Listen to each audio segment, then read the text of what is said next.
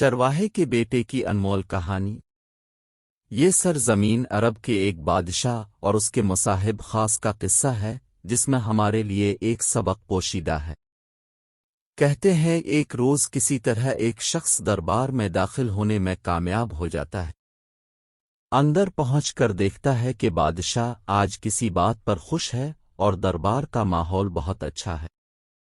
اس شخص نے بادشاہ کو سلام کر کے عاجزانہ انداز میں اپنا مدعا بیان کرنے کی اجازت طلب کی۔ بادشاہ نے اسے اجازت دے دی۔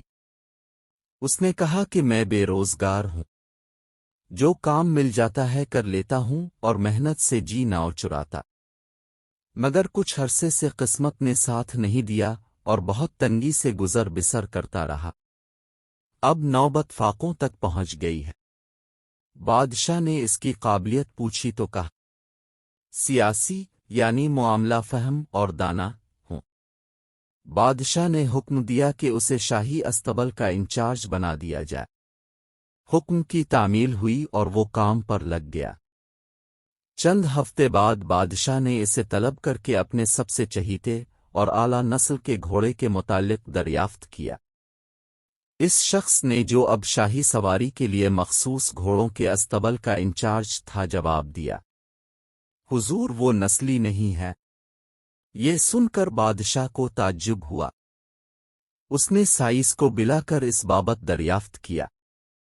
اس نے بتایا گھوڑا نسلی ہے، لیکن اس کی پیدائش پر اس کی ماں مر گئی تھی۔ یہ ایک گائے کا دودھ پی کر زندہ رہا اور اسی کے ساتھ پلا بڑھا ہے۔ بادشاہ نے انچارج سے پوچھا تمہیں کیسے معلوم ہوا کہ یہ گھوڑا اصیل نہیں ہے؟ اس نے کہا جب یہ گھاس کھاتا ہے تو گایوں کی طرح سر نیچے کر لیتا ہے، جبکہ نسلی گھوڑا گھاس منہ میں لے کر سر کو اٹھا لیتا ہے۔ بادشاہ اس کی فراست سے بہت متاثر ہوا۔ اس نے داد اور انعام کے طور پر استبل کے رئیس کے گھر اناج بھنے دمبے اور حلال پرندوں کا عمدہ گوشت بھجوایا۔ اس کے ساتھ ساتھ اس کی ملکہ کے محل میں تعیناتی کا حکم بھی جاری کر دیا۔ چند دنوں بعد بادشاہ نے اس مصاحب سے اپنی زوجہ کے بارے رائے مانگی۔ اس نے کہا تو وہ اتوار تو ملکہ جیسے ہیں، لیکن یہ شہزادی نہیں ہے۔ یہ سن کر بادشاہ کو بہت غصہ آیا اور اس نے اپنی ساس جو خود ایک ملک کی ملکہ تھی کو بولا کر معاملہ اس کے گوش گزار کیا۔ اس نے کہا حقیقت یہ ہے کہ آپ کے والد نے بچی کی پیدائش پر ہی اس کا رشتہ آپ کے لیے مانگ لیا تھا، لیکن وہ ایک بیماری کے سبب سال بھر ہی زندہ رہ سکی اور ہم نے بادشاہ یعنی آپ کے والد سے تعلق اور قرابت داری کے لالچ میں کسی کی بچی گود لے کر پالی اور اسی سے آپ کی شادی ہوئی ہے۔ اب بادشاہ نے مصاحب سے دریافت کیا کہ تم نے کیسے جان لیا کہ میری زوجہ کسی شاہی خاندان کی عورت نہیں ہے؟ اس نے کہا وہ اپنے خادموں کے ساتھ بدسلوکی میں کسی جاہل سے بھی بدتر ہے۔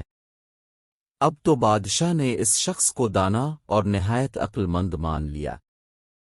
اس نے بہت سا اناج بھیڑ بکریاں بطور انعام بھی دیں، ساتھ ہی اسے اپنے دربار میں خاص منصب عطا کیا۔ کچھ وقت گزرا تو بادشاہ نے مصاحب کو بلایا اور کہا کہ میرے بارے میں کچھ بتاؤ۔ اس مصاحب نے خاص نے کہا جان کی امان پاؤں تو عرض کروں۔ بادشاہ نے امان کا وعدہ کیا۔ اس نے کہا آپ کا طور طریقہ اور چلن بتاتا ہے کہ آپ شہزادے ناؤ ہیں۔ بادشاہ کو یہ سن کر سخت غصہ آیا، مگر وہ جان کی امان دے چکا تھا سو چپ رہا اور سیدھا اپنی ماں کے پاس گیا۔ اس نے اپنے بارے میں ماں سے دریافت کیا تو اس نے بتایا اس مصاحب کی بات سچ ہے، تم ایک چرواہے کے بیٹے ہو۔ ہماری اولاد نہیں تھی تو ہم نے تمہیں لے کر پالا اور کسی کو اس کی خبر نہ ہونے دی کہ تم ہماری حقیقی اولاد نہ ہو۔ بادشاہ نے مصاحب کو پھر بلایا اور پوچھا بتا تجھے کیسے علم ہوا؟ اس نے کہا جب شاہان وقت کسی کو انعام و اکرام دینا چاہتے ہیں تو اسے ہیرے موتی جواہرات دیتے ہیں اور اشرفیوں میں تولتے ہیں، لیکن اب بھیڑ بکریوں اور بھنا ہوا گوشت عنایت کرتے ہیں جیسے ایک معمولی رئیس کا طور ہوتا ہے۔ یہ حکایت اس وقت بیان کی جاتی ہے جب کسی کی خاص عادت اور طرز عمل کی بنیاد پر اس کے خصائل اور اخلاقی حالت کے بارے میں رائے دینا ہو۔ اس سے ہمیں سبق ملا کہ آپ اپنا ہر ایک کام محنت و مشقت سے کریں۔ ایک دن اب ضرور کامیاب و کامران ہوں گے۔